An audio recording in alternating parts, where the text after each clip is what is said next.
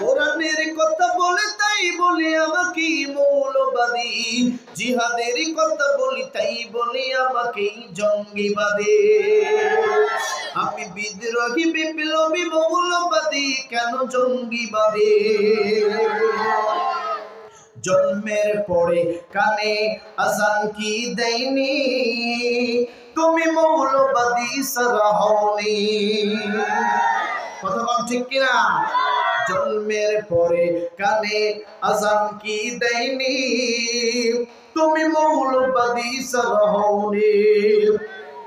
আবার মরণের পরে জানাজা পড়াবে, তখন কোথায় পালিয়ে যাবি? আমি বিদ্রোহী বিপ্লবী মৌলবাদী, কেন জঙ্গিবাদী? বেহিয়া নারী এই কেমন কথা, পর্দা কথা বলি মাথা ব্যথা। বেহিয়া নারীর এই কেমন কথা, পর্দার কথা বলি মাথা ব্যথা। আবার পর্দার কথা যখন বলি, তখন বলি ফতুয়াবাদী। আমি বিদ্রোহী বিপ্লবী মৌলবাদী, কেন জঙ্গিবাদী? আর কথা বলেন ঠিক না? এদেশের নারীরা, আমার ভাইরা মনে করে আমি যদি ছোট ছোট পোশাক পরি আমি হব এই দেশের মডার্ন। মা, ছোট ছোট পোশাক পরে যদি মডার্ন হওয়া যাইতো, এই কুকুরের যে টিম আছে এরা তো জীবনে কোনোদিন প্যান্ট পরলো না, এরা তো আগেই মডার্ন হয়। কথা বলা, ঠোঁটে লিপস্টিক মাইখা যদি এদেশের বিশ্ব সুন্দরী হওয়া যায়, তাইলে সিরিয়াখানা যে বানর আছে এই বানরের পিছনটা লিপস্টিক ছাড়াইলাম। কথা বল, এ তো আগে বিশ্ব সুন্দরী দাবি রাখে। কথা বল ঠিক কিনা? আমার ভাইরা, মা বোনদেরকে বলো প্লিজ ডন্ট মাইন্ড মাগো, আপনাদের বিষয়ে চমৎকার বয়ান হবে ইনশাআল্লাহ। জোরে বলেন ইনশাআল্লাহ। আজকে বাজার এমন একটা যুগ চলতেছে বর্তমান বাংলাদেশে, ইসলামকে নিঃশেষ করার জন্য কিছু নাস্তিক, কিছু মোর্দা, ইহুদি খ্রিস্টানদের দালালরা, এরা এই সপ্তম শ্রেণীর মধ্যে একটা গল্প লিখেছে, শরীফ থেকে কেমন শরীফ হলো। নাউজুবিল্লাহ বলবেন না? যেটাকে ইংরেজিতে বলে ট্রান্সজেন্ডার। আমি আবু আইয়ুব আনসারী যদি শাড়ি পরি, এখন ঠোঁটে লিপস্টিক দেই, হাতে যদি চুড়ি পরি, কানে যদি দুল দেই, আমি যদি দাবি করি আমি একজন নারী, আপনারা কি মেনে নেবে? আমি পোশাক আশাকে নারী হব, কিন্তু আমার শারীরিক গঠন কি নারীর মতো? এই বর্তমান সিচুয়েশন বলছে যে কেউ যদি এটা দাবি করে তাকে নাকি বৈধতা দেওয়া হবে। বলুন নাউজুবিল্লাহ। আমার তো মনে হয় এরা যখন এই বইগুলো লেখছে নিশ্চয়ই 2-3 বোতল খাইছে। কথা বলেন ঠিক কিনা? এই সমস্ত শিক্ষা ব্যবস্থা আমরা মানি না। কথা বলেন ঠিক কিনা? আর এই গল্প ঢুকাইছে, অতি বিলম্বে তাকে গ্রেফতার করে আইনের আওতায় এনে কঠিন শাস্তি দেওয়া হোক। কারণ এদেশ শাহজালালের দেশ, এদেশ খানজাহানের দেশ, এদেশ বখতিয়ার খলজি ইখতিয়ারউদ্দিনের বাংলাদেশ, এদেশ পীর মাশায়েখদের বাংলাদেশ, হাজী হাজীর বাংলাদেশ, মরহুম আহমদ শফি হুজুরের বাংলাদেশ, মরহুম আল্লামা রাশেদ সাইয়্যিদ হাফিজাহুল্লাহ হুজুরের বাংলাদেশ, কোন দাদা বাবুর শাসিত বাংলাদেশ নয়। কথা বলেন ঠিক কিনা? জোরে বলেন, জোরে বলেন। তাহলে আমার বাপ ভাইরা যদি শেষ পর্যন্ত থাকেন, দুই একটা জিনিস শোনাবো। মক্কায় কিভাবে আজান দেয়, মদিনায় কিভাবে আজান দেয়, আব্দুর রহমান আস-সুদাইস কাবা শরীফের ইমাম কিভাবে কোরআন তেলাওয়াত করে, আমি আপনাদেরকে শোনাবো ইনশাআল্লাহ। জোরে বলেন ইনশাআল্লাহ। আমার বন্ধু, কোরআনের প্রথম সূরা সূরাতুল বাকারা, এই সূরা বাকারার শুরুতেই আমার ভাইরা দুইটা আয়াত আমি তেলাওয়াত করেছি, এর উপরে কিছু সংক্ষিপ্ত বক্তব্য দেব ইনশাআল্লাহ। অসংখ্য হাদিসের ভিতর থেকে একটি মাত্র হাদিস আমি আপনাদের মাঝে পাঠ করেছি, এর উপরে কথা বলবো ইনশাআল্লাহ। জোরে বলেন ইনশাআল্লাহ। আমি কি গুরুস্থানে ওয়াজ করে বলছি? আওয়াজ দেন কিল্লে, আওয়াজ দেন না কেন? একটু জোরে বলেন ঠিক কিনা? আর বাজান তাহলে একটু আওয়াজ দিবে, আওয়াজ দিতে রাজি আছে তো ইনশাআল্লাহ? তাহলে আসেন, আল্লাহ পাক কোরআনে কি বলছেন শোনা দরকার আছে না? আরো জোরে বলেন প্লিজ। কোন দিকে নজর নাই। এ পাটগ্রাম থানা বাকবিরা, আল্লাহ রাব্বুল আলামিন তাম দুনিয়া পৃথিবীর সমস্ত মানুষদের উপরই আমার আল্লাহ পাক আমার বন্ধুগণ দুইটা খাস নিয়ামত বরকত পাঠিয়ে দিয়েছেন। এক নম্বরে আমার নবী মুহাম্মদ, 2 নাম্বার আমার নবীজির উপরে আমার আল্লাহ কোরআন নামক কিতাব দিলেন। এরা পাটগ্রাম থানার বাবারা, সুরগরিয়ার বাবাজিরা, প্লিজ দিলটাকে একটু নরম করে দিবেন। আল্লাহ পাক দিয়ে বললেন আলিফ লাম মিম। এই 3টা অক্ষরের অনুবাদ পৃথিবীর কোন মানুষ, কোন বিজ্ঞানী, কোন দার্শনিক বের করতে পারবে না। আমার বাগান রে, শুধু আলিফ লাম মিম নয়, এই কোরআনের ভিতরে আমার আল্লাহ অসংখ্য সূরার শুরুতে যেমন কফ, যেমন নুন, তারপর হামিম, অসংখ্য সূরা আমার আল্লাহ হরফ দিয়ে শুরু করেছে। এই প্রথমে আমার আল্লাহ একটা খুঁটি গেড়ে দিলেন। এই পৃথিবীর বুকে নাস্তিক মুরতাদদেরকে চ্যালেঞ্জ দিয়ে বললেন, ইসলাম বিদ্বেষীদেরকে আমার আল্লাহ চ্যালেঞ্জ দিয়ে বললেন, আমি আল্লাহ যেই কোরআন খাড়া দিলাম, আমি আল্লাহ যেই কিতাবটা দিলাম, এই কিতাবের শুরুতে আমি যে আলিফ লাম মিম বললাম, এটার অনুবাদ পৃথিবীর কেউ বের করতে পারবে না। কথা কোন ঠিক না? আমার বাবাজিরা, আল্লাহ পাক বললেন যালিকাল কিতাবু লা রাইবা ফীহি হুদাল লিল মুত্তাকিন। আল্লাহ পাক ডাকতে বলেন, নবী গো, তামাম পৃথিবীর মানুষদেরকে বলে দেন, নবীজি আমি আল্লাহ পাক, there is no doubt in the holy Quran, এমন একটা কিতাব আমি আমার বান্দাদের উপরে পাঠিয়ে দিলাম।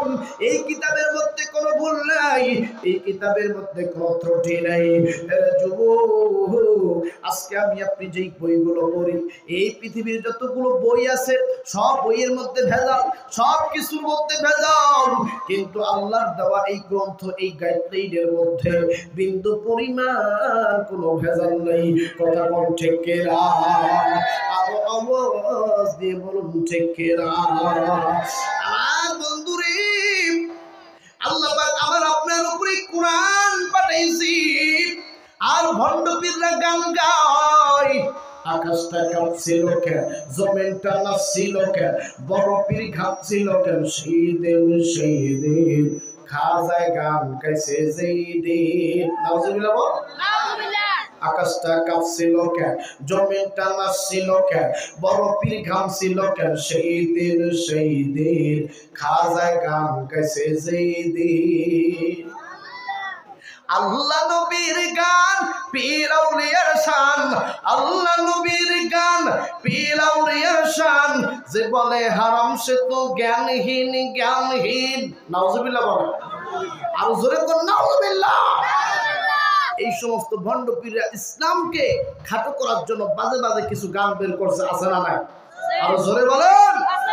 আমার বাজান রে, আসেন দিল দিয়ে একটু কথাগুলো শুনবেন।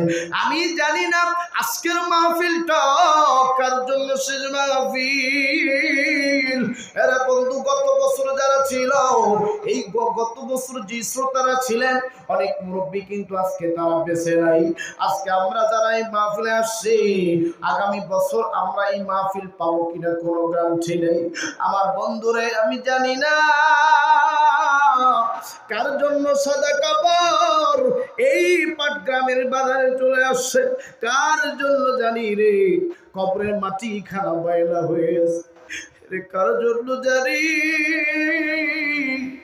বাঁশবাগানের বাজগুলো দাঁড়ায়। আমি আপনি মরতে দেরি, আমার আপনার আয়োজন হইতে কিন্তু বালান্দি হইব। এই জন্য আসেন বালান্দি, একটু দিল দিয়া কথাগুলো শুনবেন।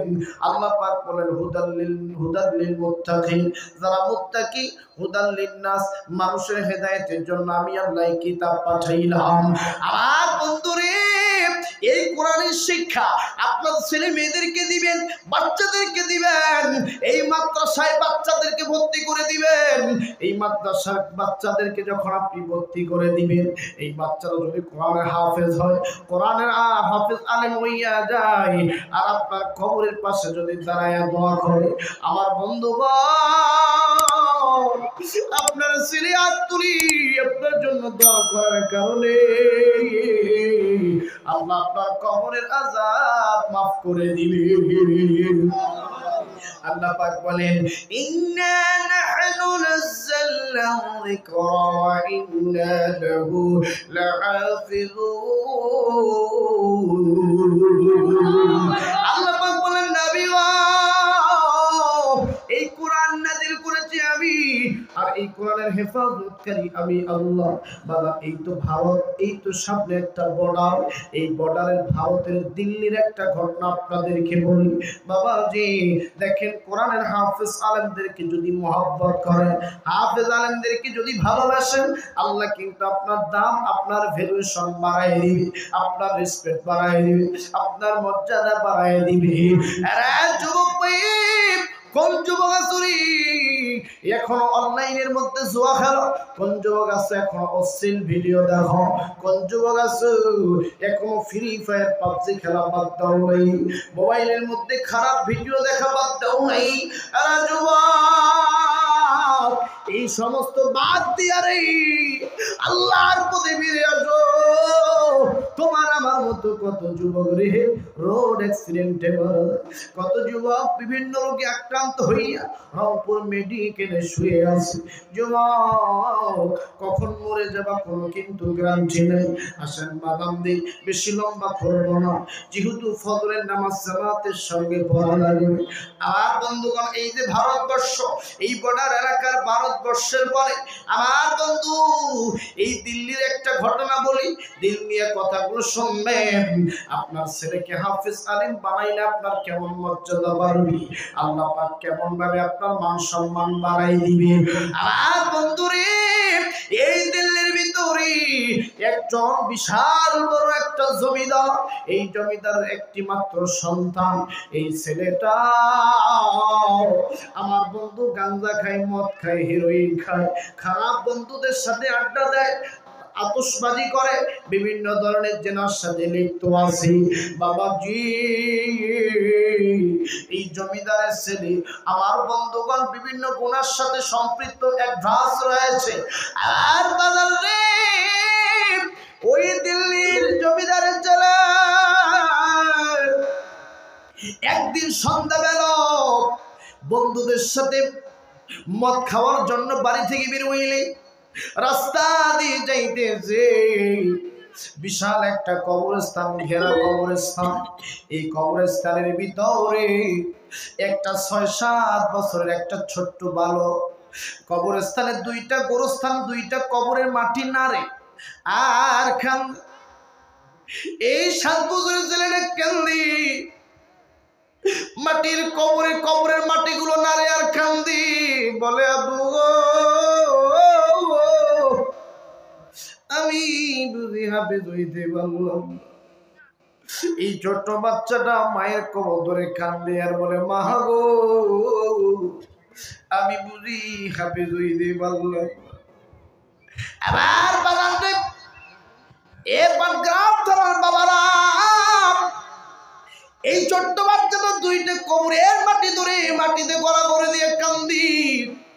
এই সময় জমিদারের ছেলে রাস্তা দিয়ে যাইতে কানের মধ্যে এই কান্নার আওয়াজ শুনে আস্তে করে থেমে গেল।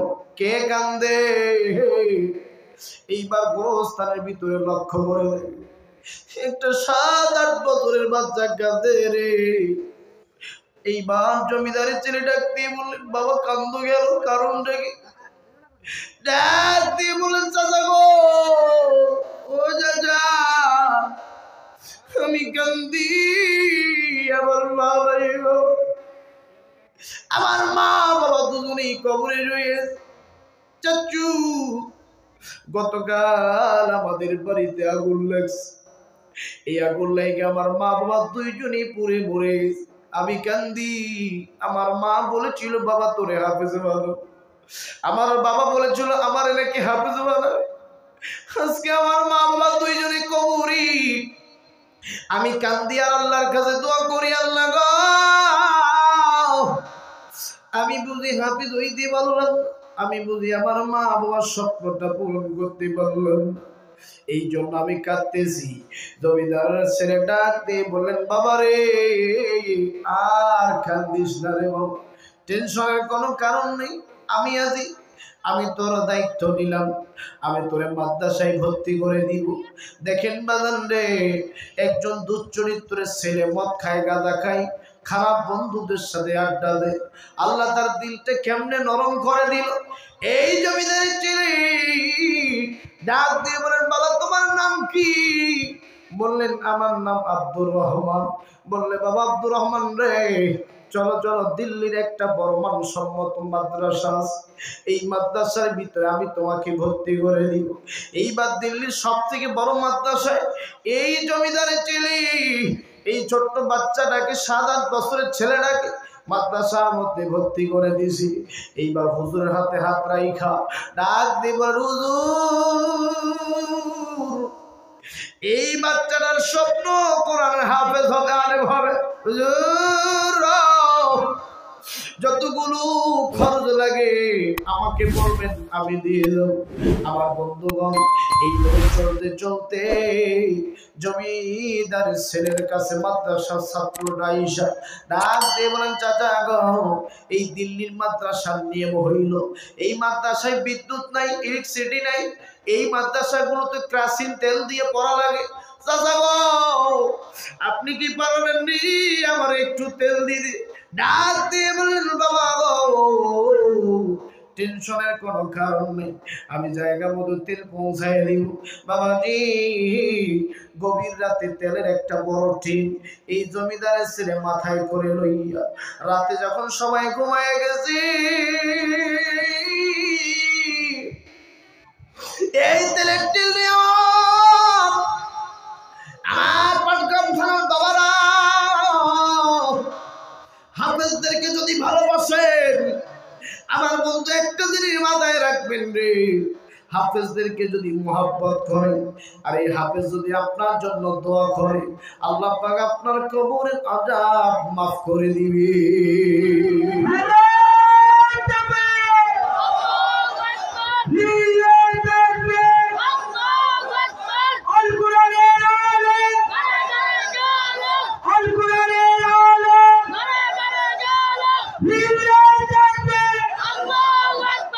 এই জন্য বাজার আসেন, আপনাদের ছেলে মেয়েদেরকে মাদ্রাসায় দিবেন, তারা কোরআনের হাফেজ হবে, আমার বন্ধুগণ তারা আলেম হবে। কথা বলেন ঠিক কিনা? আর জোরে বলেন ঠিক কিনা? আজকে ছেলে মেয়েদেরকে হাফেজ করে না, যেইটা কানা, যেইটা নোংরা, আমার ভাইরা ন্যাংরা, যেটা কানা, যেটা চলে না, অচল, এটাকে মাদ্রাসায় দেয়, আর ভালোটাকে ভার্সিটিতে পড়ায়। কথা বলেন না কেন? এইটা ভার্সিটি পড়ে বড় বড় ডিগ্রি অর্জন করে পরিশেষে এই মা বাবাকে বৃদ্ধাশ্রমে পাঠায়। কথা বল, বৃদ্ধাশ্রমে পাঠায়। আমার ভাইয়া মাদ্রাসায় বাচ্চাদেরকে দিলে এরা যদি কোরআন হাফেজ আলেম হয়, বিশ্বাস করেন বাজার আপনার কপাল ধন্য হয়ে যাবে।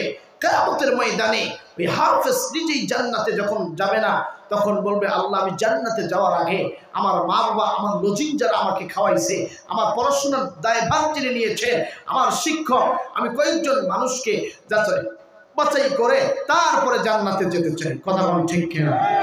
আর এরা বলে এই মাদ্রাসায় নাকি উগ্রবাদী শিক্ষা দেওয়া হয়, জঙ্গিবাদী শিক্ষা দেওয়া হয়।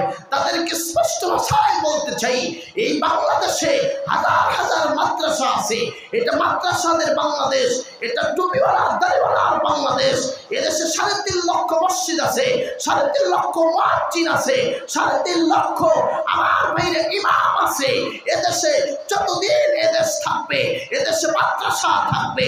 প্রত্যেক প্রয়োজনে আমার ভাইরা সমস্ত আমার ভাইরা পরিসর বন্ধ হয়ে যাবে, মাদ্রাসা বন্ধ হবে না। কথা বলেন ঠিক কিনা? আরো জোরে বলেন। কি হবে বেঁচে থেকে অযথা বিদ্যা শিখে, যদি না করতে পারো শোষণবিহীন সমাজটাকে? কি হবে বেঁচে থেকে?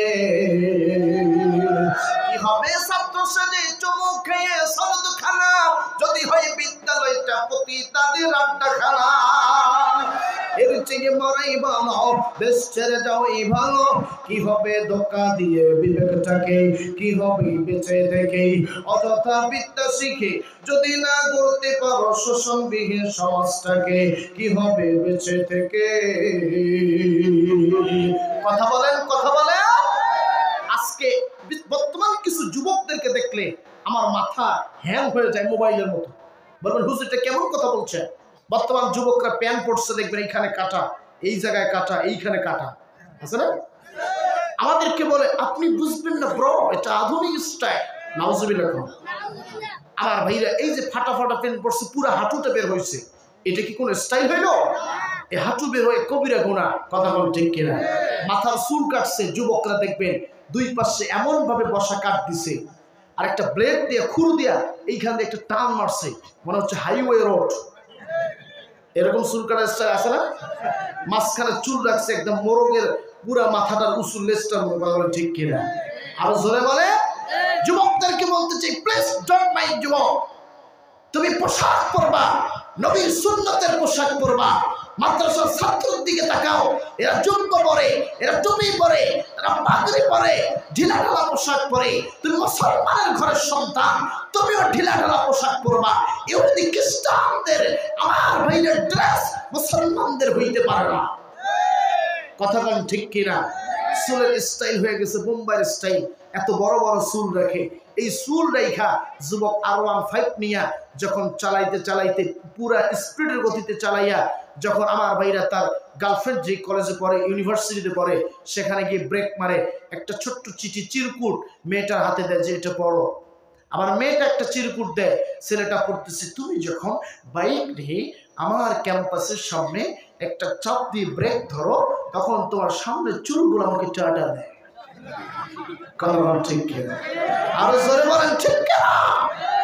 যুবকদের বলছি, প্লিজ যুবক, নবীর সুন্নাত হচ্ছে 3 প্রকার চুল। হয় নারিয়া করো, নয় 2 নাম্বার ছোট ছোট চুল রাখো, 3 নাম্বার বাবরি রাখো। এর বাইরে কোনো স্টাইল করা যাবে না। কথা বলেন ঠিক কিনা? এই যে মুরব্বীরা আছে, বলেন আজ থেকে 20 বছর 30 বছর আগে ঘরের ভিতরে যখন কোনো চোর ঢুকতো, এই চোরের অর্ধেক চুল কেটে ছেড়ে দিত। কথা কন। আর বর্তমান যুবকরা ওই চোরের স্টাইল ধরে। কথা কন ঠিক না? আর মহিলা মাহমুদদের কি আর অস্কর্ম বাজান। বর্তমান নারীদের দিকে তাকালে আমার দাঁড়িয়ে যায়। বলুন হুজুর কি দাঁড়িয়ে যায়? আমার লোমগুলো দাঁড়িয়ে যায়, কারণ নারীরা জাহান্নামের দিকে যাচ্ছে। কথা কন। বর্তমান মেয়েদেরকে দেখলে আমার বের হয়ে যায়। বলবেন হুজুর কি কথা বলতেছেন? আমার বাজান চোখের জল, চোখের পানি বের হয়, মহিলারা জাহান্নামের দিকে যাচ্ছে। কথা বলেন ঠিক কিনা? আর জোরে বলেন ঠিক কিনা? বর্তমান নারী এবং মহিলা উভয় আমার বাজান বর্তমানে এদের মধ্যে পোশাকের আমার ভাইয়ের অশালীনতা, এদের মধ্যে পর্দার আজকে উঠে গেছে। কথা বলেন ঠিক কিনা? আজ থেকে বাজান 20 বছর 30 বছর আগে নারীদের পর্দাটা কেমন ছিল? এই যে এইরকম ছিল নারীদের পর্দা। লাউ গাছ চিনেন না? লাউ গাছ, লাউয়ের পাতাগুলো বড় না, এরকম করে আমার নারীদের মা বোনদের পর্দা ছিল। একটা বেটা মানুষ যখন রাস্তা দিয়ে যায়, তখন মহিলা ঘর থেকে কয় ওই বেটা মানুষটা যায় আলো। যখন বেটা লোকটা যায় তখন পর্দাটা আমার ভাইয়ের ভাষা। তারপরে আস্তে আস্তে যখন হলো 2016, আস্তে করে পর্দাটা খুলো। কথা বলেন ঠিক কিনা? আর জোরে বলেন ঠিক কিনা? এখন হচ্ছে বর্তমান 2024, নারীরা কয় হ্যাঁ কি আর পর্দা করি, আস্তে আস্তে করে ওন্না পর্যন্ত খুলে ফেলছে। কথা বলেন না কেন? আর জোরে বলেন ঠিক কিনা? আগের যুগে কোন যুবক যদি কোন বন্ধুর খোঁজে, কোন ভাইয়ের খোঁজে আরেক বাড়িতে যাইয়া বলতো ভাই আব্দুর রহমান বাড়িতে কি আছেন, যদি উত্তর না আসে আমার ভাইরা যেভাবে গেছে ওইভাবে চলে আসে। কোন মহিলা মানুষ থাকলে কথা বলতো না। আর এখন বর্তমান যুগে কোন যুবক যদি যে বলে ভাই আব্দুর রহমান আসো, আমি তোমার বন্ধু তোমার ভাই বলছি, তখন দেখবেন একটা ওর স্ত্রী বের হয়ে দরজা খুলে বলে হ্যাঁ তুমি এসেছো, কার খুঁজে এসেছো? বলে ভাইয়া কোথায়? আরে তোমার ভাইয়া তো নাই। কথা বল ঠিক কিনা? তখন ওই ভাইয়ার ভাবি কয় আরে তুমি তো অনেক হ্যান্ডসাম হয়ে গেছো। তখন অপর পাশের যুবকের ভাবি আপনিও না দারুণ হয়েছে। কথা বল ঠিক কিনা? বর্তমান যুবক বাড়ি পর্যন্ত গিয়ে আমার ভাইরা মহিলার সাথে কথা বলে, আর মহিলারা পুরুষ মানুষ দেখলে ঠিক থাকে না। কথা বলেন ঠিক কিনা? আর জোরে বলেন ঠিক কিনা? নারীদের পর্দা উঠে গেছে, নারীরা স্বামীর খেদমত করতে চায় না, স্বামীর সাথে সবসময় ঝগড়া বাজে লাগে, সবসময় আমার ভাইরা কটু কথা, স্বামীর সাথে উঠতে বসতে বাজে কথা, আছে না নাই? আবার ওই মহিলাই যখন আমার ভাইরা মার্কেট করতে যায়, মার্কেটে গিয়ে আমার ভাইরা কাপড়ের দোকানে গিয়ে বলে, ভাইয়া ভাইয়া আমাকে একটা দারুণ 3 পিস দেখান। কথা বলেন ঠিক কিনা? আর স্বামীর সাথে উল্টা পাল্টা বাজে কথা, আছে না নাই? আরো জোরে বলেন আছে না নাই? একটু পরেই মা বোনদের ওয়াজ হবে ইনশাআল্লাহ। আরো জোরে বলেন ইনশাআল্লাহ। কি হবে আলেম হয়ে, কি হবে আলেম হয়ে ইমাম সাথে সমাজেতে, আর যদি সত্য কথা জাতির সামনে না বলিতে, চাকরি ভয় করো যদি ছেড়ে দাও এই না গদি। কিছু মৌলবি আছে না না না সুদের বিরুদ্ধে ওয়াজ করা যাবে না, মসজিদের সেক্রেটারি সাহেব সুদ খায়, আমার চাকরি খায়া ফেলবো। বলে ঘুষের বিরুদ্ধে ওয়াজ করা যাবে না, সভাপতি সাহেব ঘুষ খায়, আমার চাকরি চলে যাবে। কথা কোন ঠিক কিনা? এই সুদ বর্তমানে গ্রামে গঞ্জে ঢুকে গেছে। আশা ব্যাংক, এনজিও ব্যাংক, যত ব্যাংক আছে এই গ্রামে গঞ্জে ঢুকার কারণে এই নারীদের পর্দা কেড়ে নিয়েছে। কথা কোন ঠিক কিনা? আজকে ঢাকার ভিতরে আমরা থাকি, ঢাকার ভিতরে যতগুলো আমার ভাইরা ইপিজিতে মহিলারা চাকরি করে, 2টা কারণে চাকরি করে। এক, এই সুদে ঋণ নেওয়ার কারণে। 2 হচ্ছে আমার ভাইরা স্বামী ডিভোর্স দেয়, তালাক দেয়, পারিবারিক দ্বন্দ্ব, এমনকি আমার ভাইরা সংসারের অশান্তির কারণে। কথা কোন ঠিক কিনা? আর জোরে বলেন ঠিক কিনা? এই যে ইমামদেরকে বলবো, প্লিজ ইমাম ভাইয়া আপনারা যারা আছেন, সুদের বিরুদ্ধে জোরালো মসজিদে ভূমিকা রাখতে হবে। কথা কম ঠিক কিনা? আজকে সুদ যেভাবে ছড়িয়ে পড়েছে, ভাইরাসের থেকেও বেশি ছড়িয়ে পড়েছে। কথা বলে, 1 টাকা যে সুদ খায়, নিজ মায়ের সাথে 42 বার জেনা করলে যে গুনাহ হয়, সেই গুনাহ আল্লাহ লিখে দেয়। বলুন নাউজুবিল্লাহ। আমার ভাইরা ঘুষ খায়া খায়া পেটের সাইজ এত বড় করছে, আছে না নাই? আরো জোরে কর। এত বড় বড় পেটের সাইজ। মহিলারা চিন্তা করে, হায় হায় আমাদের পেটে বাচ্চা আছে 9 মাস, 10 মাস, 8 মাস, এদের মনে হয় 18 মাস চলতেছে। কথা বলেন ঠিক কিনা? আরো জোরে বলেন। এত বড় বড় পেট আছে, তবে সব পেটের বিরোধিতা করতেছি না। এদের পেট বড় হওয়ার পিছনে কয়েকটা কারণ। এরা মন মারছে, টন মারছে, বিধুভাতার কাট মারছে, বয়স্ক ভাতা মারছে, কালভার্ট মারছে, ব্রিজ মারছে, এমনকি পোলের খাম্পা মারছে। এই পাটগ্রামে 5-7টা পাবলিক টয়লেট বাজার ছিল, ওটাও মাইরা পেটে ঢুকাইছে। কথা কোন ঠিক কিনা? অনেক হাজী সাহেব হজ করে এসে কপাল কালো করে ফেলেছে, হাজী নামের খেতাব অর্জন করেছে, তসবিহ টিপে মসজিদ থেকে বের হয় না, দেখলে মনে হয় আমার ভাইরা আকাশ থেকে নেমে আসছে, আল্লাহর ওলি। কিন্তু বাদান বিশ্বাস করেন, যখন অফিসে যায় তখন বলে, ভাই আমি ঘুষ খাই না, কিন্তু যা দিবেন টেবিলের নিচ দিয়ে দেন। কথা বলেন, এরকম লোক আছে না নাই? এরা ঘুষের নাম রাখছে স্প্রিট মানি। কি নাম? স্প্রিট মানি। আর সুদের নাম রাখছে ইন্টারেস্ট। হুজুররা কেন সুদ আর ঘুষের বিরুদ্ধে ওয়াজ করে? দেখি নামটা শেষ করে দেয়। কথা কন। এরা শিক্ষিত শয়তান। কি শয়তান? আরো জোরে কন। দুর্নীতির ওই একরায় পরে জাহিল করে জ্ঞান, কলম দিয়া কামায় টাকা, আবার ধরে সাধুর ভান। শিক্ষিত শয়তান ওরা, শিক্ষিত শয়তান, শিক্ষিত শয়তান ওরা। ওরা হলো দেশের লাগি ভাইরাসের মতন, ফাইলে কলম টেকিয়ে জনগণের উপর করে নির্যাতন। ঘুষের টাকাই ওদের বুড়ি, ঘুষের টাকাই ওদের বুড়ি করে যে টান টান। শিক্ষিত শয়তান ওরা। কথা কম ঠিক কিনা? গিরগিরিয়ার মাজার পূজা, গিরগিরিয়ার মাজার পূজা চলছে দেশটা জোরিয়া, শিরক বেদাত ভণ্ডামিতে আমার দেশটা গেছে আজ বরিয়া। গাজার কলকি টান মাহারিয়া, গাজার কলকি টান মাহারিয়া হইছে মাথায়ান। শিক্ষিত শয়তান ওরা। হায় হায় গাজা খায় মারুফতি মোল্লারা। হ্যাঁ হ্যাঁ, শরীয়তের মোল্লারা কি জানে? আমাদের শরীর, আমরা মারুফতি মোল্লা, আমাদের গাঁজা খাওয়া যায় যাচ্ছে, গান যাবর গাছ, হা যাবর গাঁজা, খা যাবর খা গাঁজা খা। কথা কম। আমি বলবো গাঁজা খাওয়া যদি জায়েজ থাকে তাহলে আমি শরীয়তের মোল্লা বলে দিলাম মিম তবে মুদ খা দর খা মুদ খা, এটাও জায়েজ আছে। কথা কম ঠিক না? এই ভণ্ড পীরের দরবারে মহিলারা যে পার্টি করতে দয়াল গো বাচ্চা কাচ্চা নাই এনার ব্যবস্থা করে নাউজুবিল্লাহ কর। আর ভণ্ড পীর কয় রহমত জহতি পেতে ছো আমার পায়েতে নাউজুবিল্লাহ কর। আরো জোরে কর।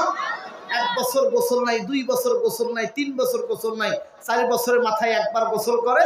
এই পানিগুলো মুরিদরা 5 টাকা গ্লাস করে কিনে খায়। নাউজুবিল্লাহ কর। এরা পানি পর্যন্ত প্রসাব করে নেয় না। ওরা কয় কি জানেন? ইতিহাস বলে গেছেন হাসান আর হুসাইন কারবালার প্রান্তে পানি পানি করে চিৎকার করে মরে গেছে। ওই পানি আমি নাউজুবিল্লাহ বলে। আরো জোরে কর নাউজুবিল্লাহ। আমি বলবো ভণ্ড পীরের গালে গালে আপনার বলবেন জুতা মারো তালে তালে। ভণ্ড পীরের গালে গালে, ভণ্ড পীরের গালে গালে। কথা কোন ঠিক না? এরা বুড়াদেরকে মুরিদ বানায়। বুড়াদের চুল এত বড় বড় জট আছে না, উকুন থাকতে বিরক্ত হয়ে যায় আর গান গায় বিশ্বের পিছন থেকে কিছু লোক কয় কথা কম ঠিক না? আল্লাহ নাই মুহাম্মাদও নাই, আছে না নাই? আরো জোরে বলে। আবার কিছু গান গায় ও বাবা ভান্ডারি তোমার নাম লইয়া দি বাসারসি বাসরে ভিতর বসাই আছে বাবা কান্ডারি তোমার নাম লইয়া দি বাসারসি। বল নাউজুবিল্লাহ। আর জোরে বলুন নাউজুবিল্লাহ। এই সমস্ত ভণ্ড পীরের দরবারে যাওয়া যাবে? আরো বলেন যাবে? আলোচনা চলবো তো ইনশাআল্লাহ। কি বলে স্টার্ট দিলাম, কথা বল ঠিক কিনা? আরো জোরে বলেন। আমার বন্ধুগণ, আমার বাপ ভাইরা, প্লিজ কোন দিকে নজর নেই। আমার বন্ধুরে আর কোনদিন আসবো কিনা কোনো গ্যারান্টি নেই। দিন দিয়া কথাগুলো শুনবে। এইবার আমার বন্ধুগণ জমিদারের ছেলে রাতের অন্ধকারে মাথার মধ্যে তেলের টিন দিয়া এই মাদ্রাসার ভিতরে চলে গেলেন। ডাক দিয়ে বলেন হুজুর এই তেলের টিনটা আমি দিলাম। এই তেলের টিন দিয়া মাদ্রাসার যতগুলো ছাত্র আছে সবার মাঝে এই আলো ছড়াইয়া কোরআন পড়াবেন। ভাইজান দেখেন বাজান রে, মাদ্রাসার তলাবি ইলম ছাত্রদেরকে মোহাব্বত করার কারণে আল্লাহ পাক কেমনে তার কবরখানি জান্নাতের বাগান বানাই দিলে। আমার বন্ধুগণ কয়েকদিন পর এই জমিদারের ছেলেটা মারা গেছে। আমার বাজান রে,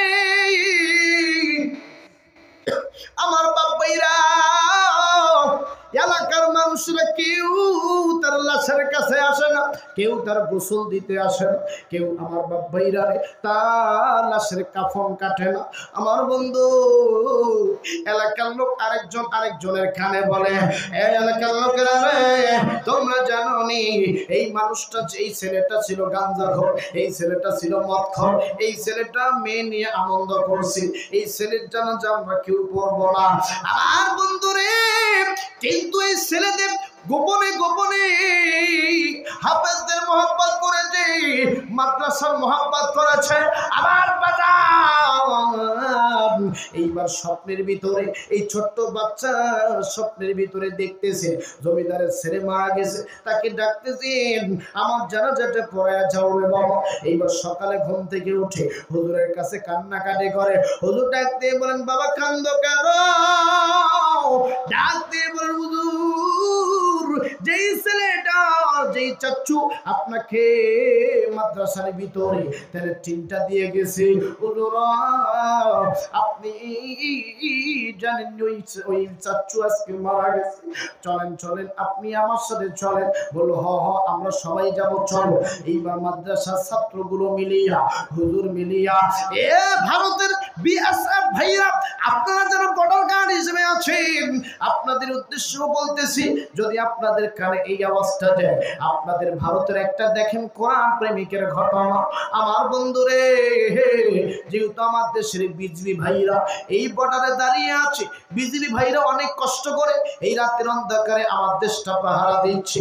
আমার বাজান, এই বিজলি ভাইদের হায়াতের মধ্যে আল্লাহ বরকত দেন। সকলে বলুন না আমিন।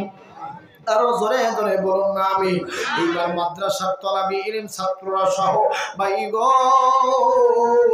ওই জমিদারের বাড়িতে চলে আসছেন। আসার পর দেখি এলাকার লোকেরা কেউ তার বাড়িতে আসে না। এলাকার লোকেরা সবাই নিন্দা করতেছে ওই জমিদারের ছেলেকে। দেখলেন কিছুক্ষণ পরে মাদ্রাসার ছাত্র দিয়া গোটা বাড়িটা ভরপুর হয়ে গেল। এবার মাদ্রাসার ছাত্ররা ওই যুবকটার গোসল করাই দিয়া, কাফন পরাই দিয়া ভাইজান এইবার জানাজার জন্য যখন প্রিপারেশন নিয়ে মাঠের মধ্যে লাশটা নিয়ে আসছে, এলাকার লোকেরা চতুর্দিকে দাঁড়ায় আছে। ব্যাপার কি, এই ছেলেটা তো সবচেয়ে খারাপ ছেলে, এই ছেলের জানাজায় হুজুররা আসলো, কারণটা কি? সবার মনে একটা কৌতূহল জাগলো, সবাই কোশ্চেন করতেছে, হুজুররা রে এই ছেলেটা কি এমন কাজ করেছে যার কারণে আপনারা সবাই তার জানাজায় চলে আসছেন? ওই ছোট্ট বাচ্চা লাশের সামনে দাঁড়ায়া ডাক দিয়ে বলেন, এলাকার লোকেরা আপনি যাকে চিনেন মদখোর হিসেবে, আপনারা যাকে চিনেন গাঁজাখোর হিসেবে, আপনারা যাকে চিনেন একজন মেয়ে নিয়ে আনন্দ ফুর্তি করে, ইয়াবা খায়, হিরোইন খায়, আমি তারে চিনি। সে একজন আমার গার্ডিয়ান, সে আমার মাদ্রাসায় আমারে ভর্তি করে দিয়েছে, আবার মাদ্রাসার যতগুলো তেলের প্রয়োজন রাতের অন্ধকারে দিয়ে এসেছে। এলাকার লোকদের চোখ নিয়ে ঝরঝর করে পানি পড়তে শুরু হই। আরে গোপনে এত সুন্দর আমল করছে। এই জন্য বাজার কিয়ামতের ময়দানে আল্লাহ কিন্তু বান্দাদের ওসিলা খুঁজবে, মাফ করার জন্য আল্লাহ ওসিলা খুঁজবে। এই মাদ্রাসাকে বাঁকা চোখে দেখবি না, এই মাদ্রাসার ছাত্রদেরকে মহব্বত করবি। আমরা হেঁটে গেলে আমাদের পায়ে থাকে মাটি, কিন্তু মাদ্রাসার ছাত্ররা যখন হেঁটে যায় আল্লাহ পাকের ফেরেশতারা তাদের নূরে ডানাগুলো ভিজে দেয়। বলুন আল্লাহু আকবার।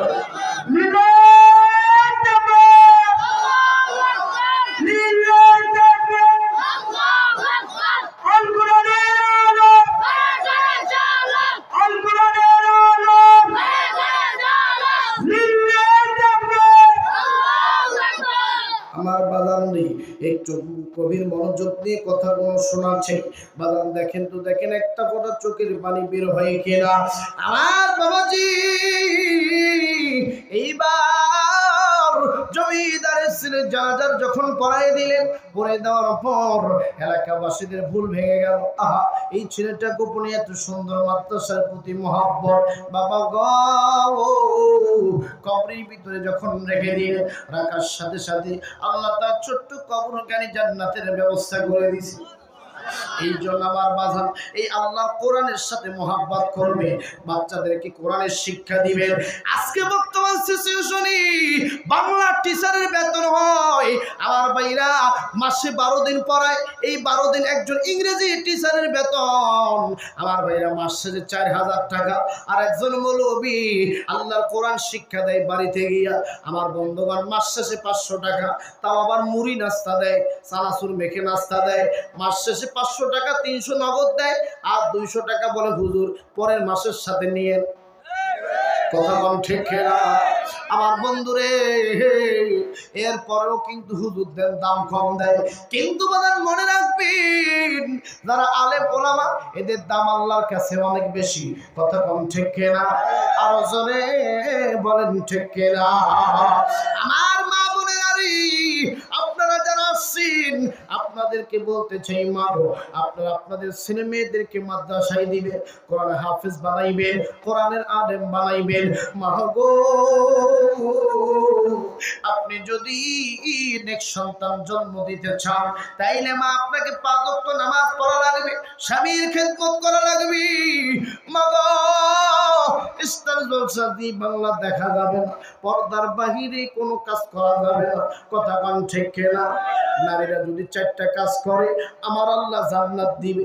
1 নাম্বার নারীরা যদি স্বামীর খেদমত করে, 2 নাম্বার নারীরা যদি 5 ওয়াক্ত নামাজ পড়ে, 3 নম্বরে নারীরা যদি আমার ভাইরা সতীত্বের হেফাজত করে, 4 নম্বর রমজান মাস আসতেছে সামনে, এই রমজান মাসে যদি রোজা রাখে আমার বন্ধুরে, মা বন্ধুদেরকে আল্লাহ জান্নাত দিয়ে দিবে। কিন্তু বর্তমান মা বোনেরা পরেছে বাসন্তী শাড়ি, নিজেকে হবে ডানা কাটা পরি, হাতের দিকে তাকালে মোটা মোটা ঘড়ি, কানের দিকে তাকালে মোটা মোটা দুল, পায়ের গোড়ায় মোটা মোটা নুপুর, পায়ের তলায় 5.5 ইঞ্চি হিল, মুখের দিকে তাকালে করে খিলখিল, হাঁটলে শব্দ হয় চটাং চটাং, ফিট লেগে পড়ে গেলে হইয়া যায় সিটপাটা। কথা কোন ঠিক না?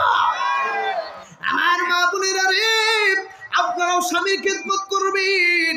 আর যারা বিয়ে করছেন আপনাদেরকে বলবো, আপনারাও স্ত্রীর মহব্বত করবেন, স্ত্রীকে ভালোবাসবেন। আমার বাগান বাড়িতে গিয়া স্ত্রীর গালটা ধরে যদি টানেন, আমার নবী বলছেন এটাও সুন্নাত।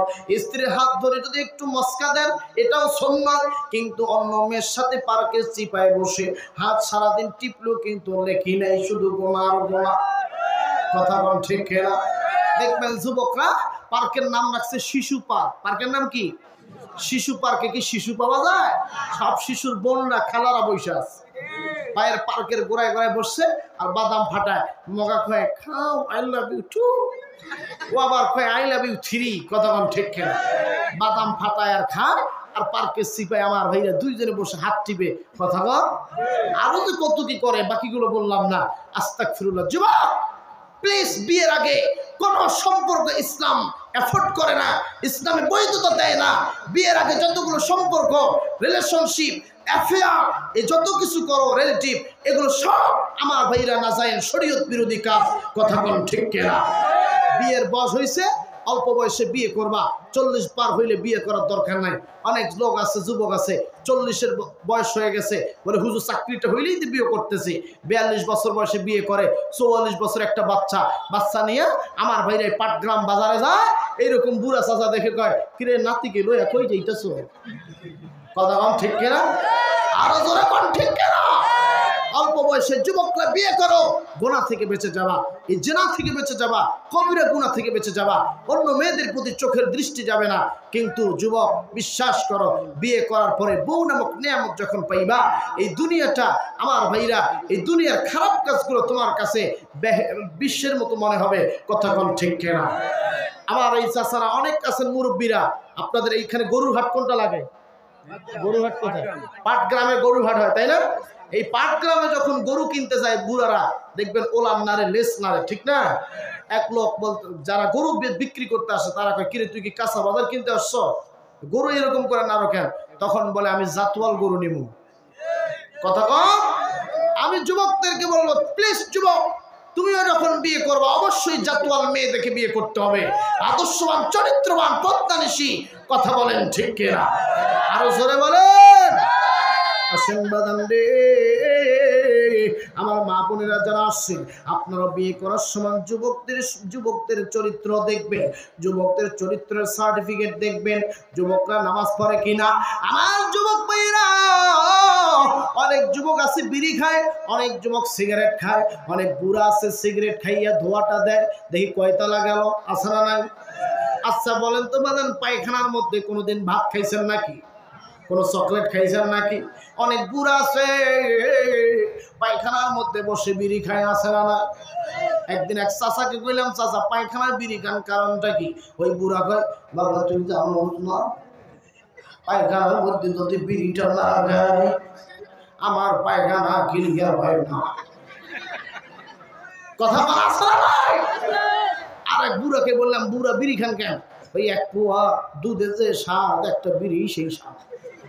নাউজুবিল্লাহ বলে, আরো জোরে বলো নাউজুবিল্লাহ। এই বুড়া যারা আসছেন, প্লিজ বুড়া দাদারা আপনার হাত পা ধরে কই, এই বিড়ি সিগারেট সব বাদ দেন, এগুলো ইসলাম সাপোর্ট করে না, এগুলো খাওয়া যাবে না। আমার বাজান, হিন্দু মানুষ মারা গেলে এদের মুখে আগে আগুন দেয়, আপনি মুসলমান হয়ে কেন নিজের মুখে নিজে আগুন দেন? কথা কোন ঠিক কিনা?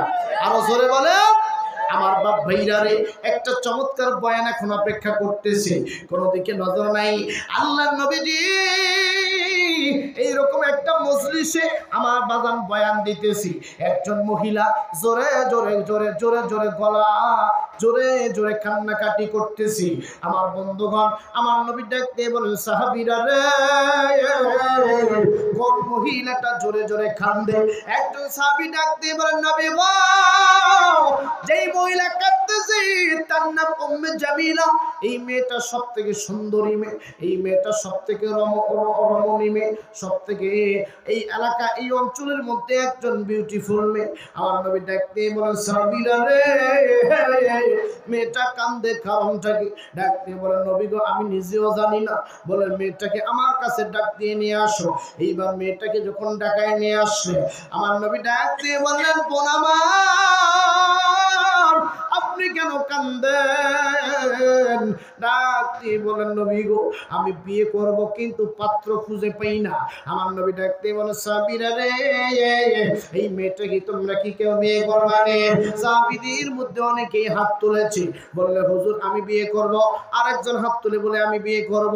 নবী আমার ডাক দিয়ে বলে, সাহাবীরা রে, মেয়ে হলো একজন, আর তোমরা হাত তুলছো কতজন?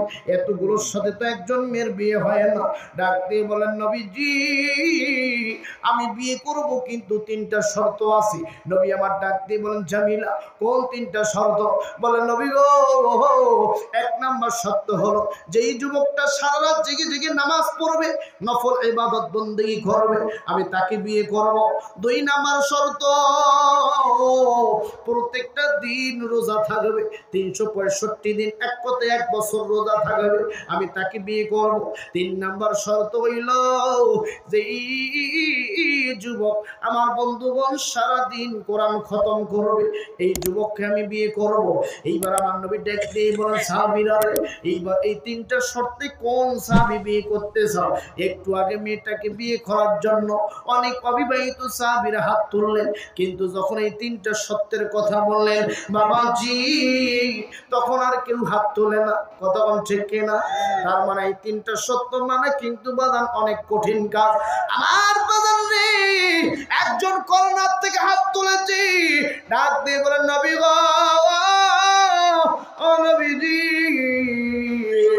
ও নবীজি, আমি আপনাকে কথা দিলাম আমি বিয়ে করব, কিন্তু এই তিনটা শর্ত আছে, এই তিনটা শর্ত আমি পালন করব। আমার নবী ডাক দিয়ে বলে, সাহাবীরে আসো আসো, স্টেজের মধ্যে আসো, আমি নবী বিয়ে পড়াই দিতে চাই। আমার বাজার এইবার সাহাবীকে স্টেজের মধ্যে ডেকে নিয়ে আসে। আমার নবী নিজে ওই মহিলা উম্মে জামিলার সাথে বিয়ে করে দিল। এইবার যখন বিয়ে বন্ধনে আবদ্ধ হয়ে গেল, এই স্বামী স্ত্রী বাড়িতে রওনা হয়ে গেল। আমার মা বোনেরা রে, আল্লাহ কোরআনে বলেছে, অকরনা ফি বুয়ুতিকুন্না ওয়ালা তাবাররুজনা তাবাররুজাল জাহিলিয়াতিল উলা। নারীরা তোমরা জাহিলি যুগের মতো চলাফেরা করো না। যখন চলাফেরা করবে, বরকাটা পুরি রাস্তায় চলাফেরা করো। ভাইজান, এইবার উম্মে জামিলা স্বামীর বাড়িতে চলে গেল। এইবার এশার ওয়াক্ত হয়ে গেল, নামাজে দাঁড়াইছি, আরেক পাশে আরেকটা যায় নামাজ বিছিয়ে রাখছি। স্বামী এশার নামাজ পড়ে এসে আমার সাথে সারা রাত জেগে জেগে নফল ইবাদত করবে, কিন্তু বাজান রে,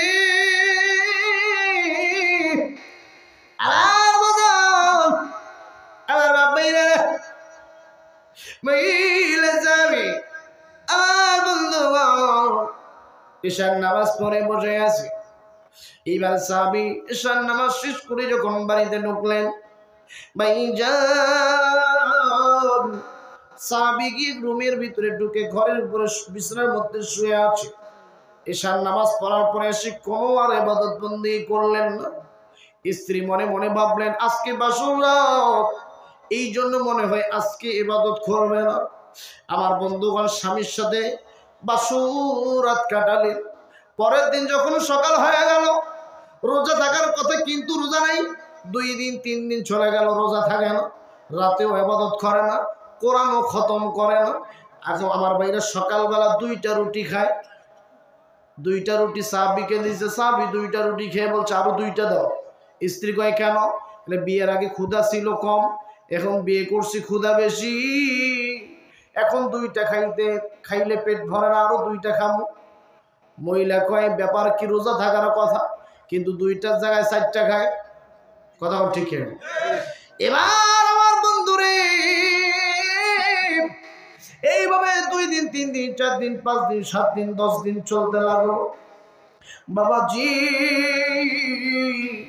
চলতে চলতে আর সহ্য হয় না। এইবার চলে গেলেন নবীর দরবার, স্বামীকে নিয়ে নবীর দরবার পর্যন্ত চলে গেল। ডাক দিয়ে বলে, নবী গাও, আমার এই স্বামী যেই 3টা সত্যি বিয়ে করেছে একটাও মানে না।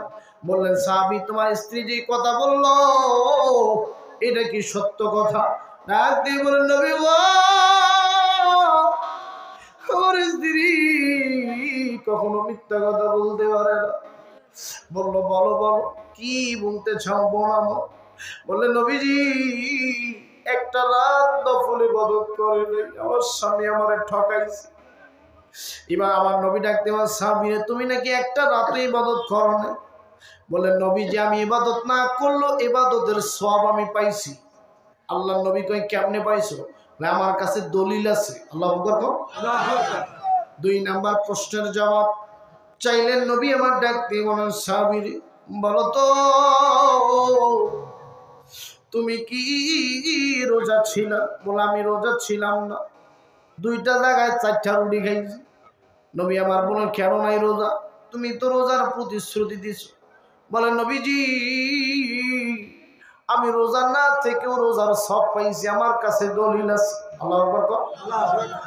3 নাম্বার প্রশ্ন হইল, সারাদিন কোরআন খতম করবে কিন্তু খতম দেয় নাই একদিনও। নবী আমার ডাকতে বল, সাহাবীরা তুমি নাকি কোরআন খতম দিতে চাও, দাও নাই কেন? ডাক দিয়ে বলে, নবী গো, আমি কোরআন খতম না করেও আমার কাছে দলিল আছে। আল্লাহু আকবার। এইদিকে মহিলা দেখলে একটা রাত নামাজ পড়লো না, একটা দিন রোজা থাকলো না, একদিন কোরআনও খতম দিল না, ও নাকি বড় গলায় নবীকে বলতেছে আমার কাছে দলিল আছে, আমি 3টায় পালন করছি। আল্লাহু আকবার। এই 3টা শর্ত, এই 3টা যে গুণ, এই 3টা শর্তে যে সাহাবী বিয়ে করছে, এ নাকি রাত ইবাদতই করলো না তাও নাকি রাতের সব পাইছে, রোজাও থাকলো না তাও নাকি রোজার সব পাইছে, তারপরে কোরআন খতম করলো না তাও নাকি কোরআন খতম দিছে। নবী এবার প্রশ্ন করে, কি দলিল আছে আমাকে দাও তো দেখি। আল্লাহু আকবার। এই 3টা দলিলের কথা শোনা যাবেন তো ইনশাআল্লাহ? কারা কারা শোনা যাবেন একটু হাত উঁচু করেন। আর একটা তাকবীর দেন, লিল্লাহি তাকবীর। আজকের মাহফিল কতক্ষণ চলবে?